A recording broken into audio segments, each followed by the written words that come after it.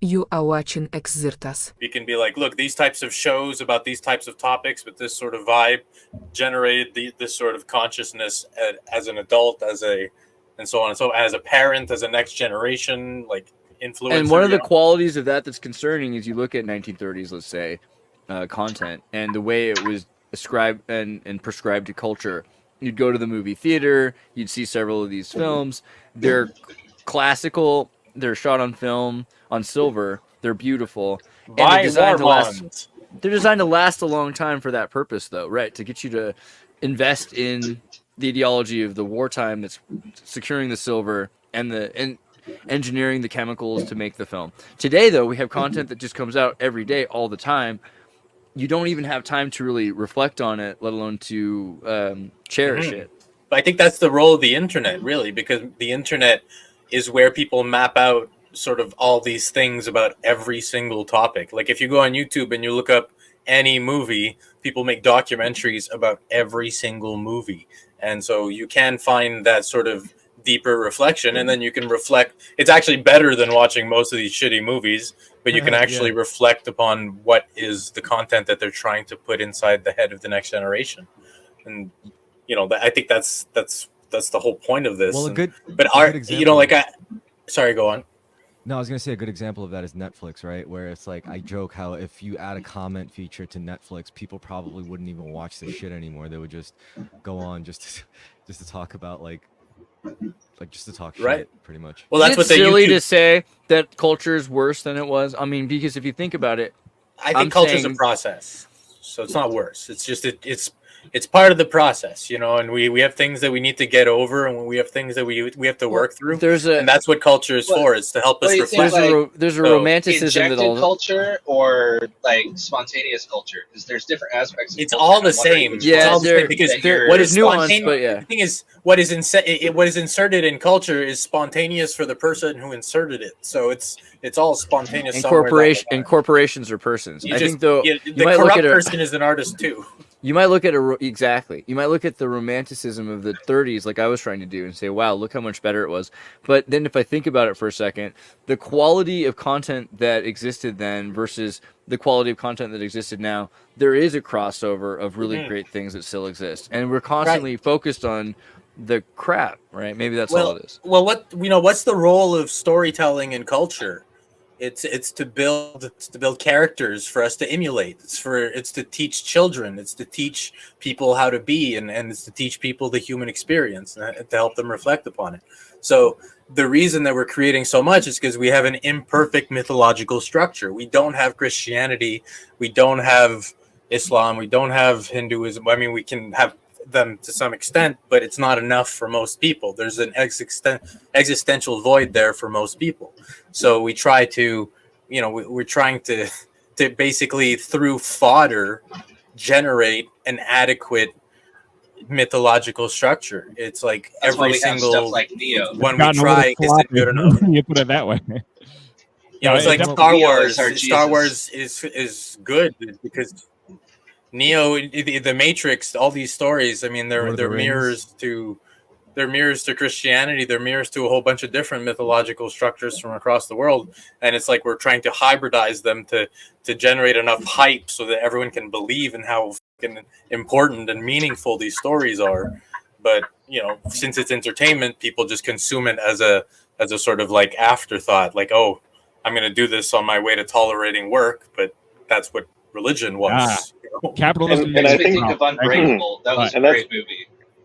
That's why there's all this what's being labeled as wokeism in the Netflix production camp, because there are only a handful of stories, and the only way to really reinvent them is by instead of making the hero or main character a white dude like the Matrix or Star Wars or whatever, they make it something else that these people the representation thing. It's representation. But we could do it so much cooler. I don't know. I feel like that's the problem. Tokenism is the mistake for sure. There is a way to do that in a way that serves the art. It's like they're trying to cheat. They're trying to circumnavigate the rules of storytelling so that they can basically just insert whatever they want into it, and no one should care because gaslighting. Basically. Yeah, but like even what's weird about that, like even tokenism worked better in the old days to me. Like the Black Knight, which is a play on the Connecticut Kid in King Arthur's Court. No, and it has 23 on his shirt, and it really follows, like you say, the story, Mark Twain story, perfectly. It's not very different than Bing Crosby. It doesn't have a musical, which I think is a shame. To be perfectly honest, this should have been a musical. It should have been a hip hop musical. Could have been. Yeah. Martin Lawrence could have done DJing, rap. There could have been. It would have worked better than like Assassin's Creed, Is all I'm trying to say. It would have worked better than Assassin's Creed because it was well delivered. It was perfectly timed. Yeah, it was produced properly. If you look at like Shawshank, the same.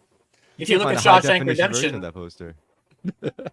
If you look at Shawshank Redemption, they replaced a ginger for Morgan Freeman, and it worked well because apparently back then people didn't care as much. But also, it's Morgan Freeman, and he's delivering like an all-time classic performance.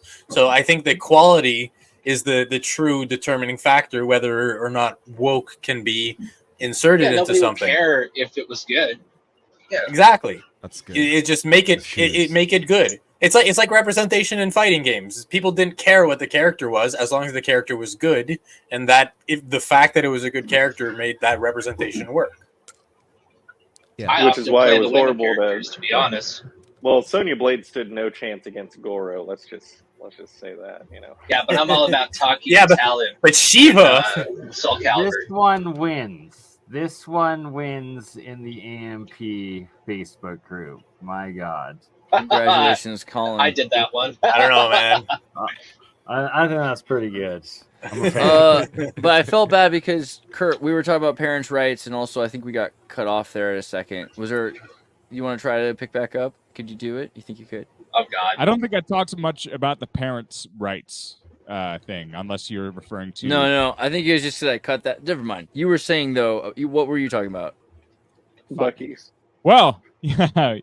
Yeah, we went on to Buc-ee's. gas stations. We started talking about culture. I think I said everything I want to say about Buc-ee's. I think it's funny. But we got onto the culture subject.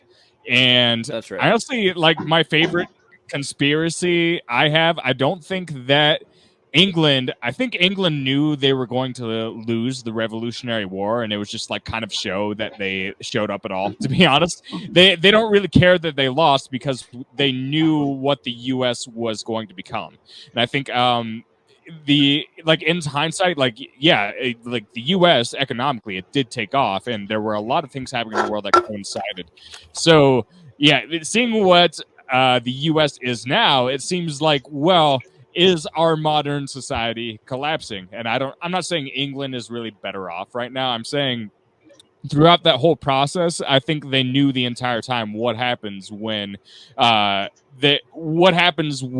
you secede. When you secede from essentially what is the norm, I guess, you take a humongous risk, and you can watch someone go out there and take all the risk and have none of the liability. And so you have the U.S. going off and making all this innovation, all this economic activity, and England, honestly, they can just kind of piggyback off of it and start trade, all of that stuff. So I don't think they actually ever intended on winning the war. And the crossover of that is the U.S. does feel sometimes like, how do we have an identity? It's like we built up very quickly like this kind of fragile identity, I would say. I think a lot of us feel a very fragile sense of collective identity because of how quickly our nation formed and how quickly it went well. But it's like we can't identify with things. So that's why we have things like Buc-ee's now. We have to wear these, sorry, I'm not insulting people that wear Buc-ee's t-shirts. I'm saying it's like, we have to have some sort of symbolism that makes us feel like we're representing something, but we don't have anything deeper. It's like really, really surface level. So, but I will say, if they wear it on the show, they're totally legit. It's probably in a just little bit like of go local sports team go. Maybe we need to go. Yeah. Maybe this meaning crisis is meant to make us go to like the next level where currently we're divided arbitrarily, really based on divisions like countries or political parties or even products that we prefer, bands, whatever, you know. But maybe like the point is that we're going to get to the next level. Maybe we need a recontextualization of meaning, and that'll happen when we get off planet. Once we start being like, hey, we have global meaning, we have like a reason for to unite under a global banner, then maybe we can actually give a shit about each other instead of just being like, hey, you're on that side of the ocean, therefore you're a dick or whatever. Like, I think that would happen I think that'll happen to a degree once we start really going towards like a really open and a substantial push towards things like that, like space exploration or just some sort of like greater project